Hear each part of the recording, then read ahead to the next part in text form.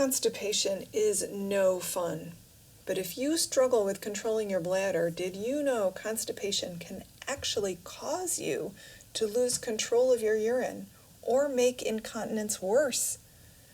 I'm the Kegel Queen. I'm a registered nurse and my name is Alice Adams. In this video, we'll talk about why constipation can make incontinence worse. Number one, there's more pressure on your bladder if your rectum is full.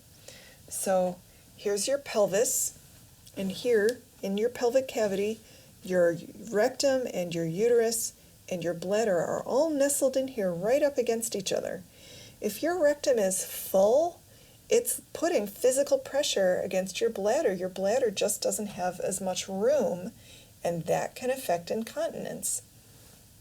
Another thing is if you're pushing and straining because of incontinence, you can damage these muscles. This bowl of muscle here is the pelvic floor. And these muscles are very, very important to all kinds of physical functions, but especially controlling when you eliminate, when you pee and poo, and when you don't. If you are pushing and straining, especially frequently, if it's a regular thing for you to be constipated and you keep straining, you can damage your pelvic floor. So to keep your pelvic floor healthy, it's really important to do what it takes to keep your bowels moving well. Also, to keep your pelvic floor healthy, Kegel exercises done correctly can really, really, really help with your pelvic floor working properly. Now, doing Kegels correctly is not something you can get out of a magazine. It's not something you can get off pretty much any website. Even if you learn how to do Kegels from a physical therapist, a childbirth teacher, or a doctor, you might not be doing them right. In fact, you're almost certainly not. In my experience, 99.99% of women are not doing Kegels right, even if they learned from one of those professionals.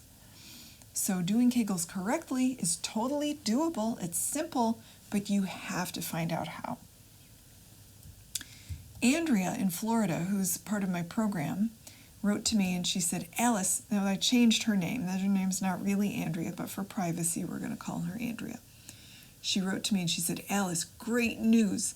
Tomorrow it will be my 7th day doing Kegels religiously, and so far my incontinence has improved a lot. I am seeing a difference. That's because Andrea is doing Kegels right. To find out more, go to kegelqueen.com. I'm the Kegel Queen, and I'm here to help.